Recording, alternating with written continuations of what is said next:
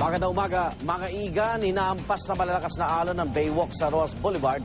At sa detalye may live report si Mark Zambrano. Mark?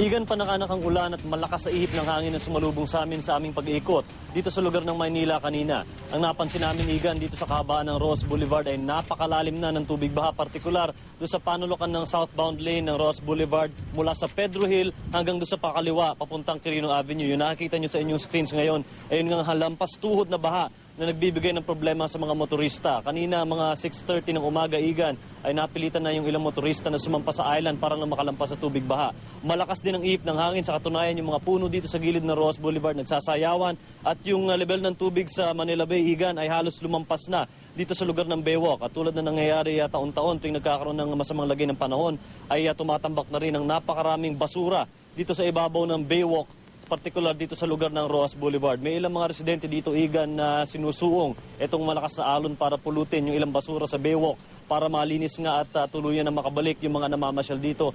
Pero dahil nga hindi pa mababalik sa normal ang lagay ng panahon dito sa Roas Boulevard, partikular dito sa Maynila, ay nabawasan na rin ang mga namamasyal dito sa Baywalk. Yan yung nakikita natin, yung malakas na hampas ng alon na hindi pa rin na bumababa ngayon ang level ng tubig dito sa Roas Boulevard.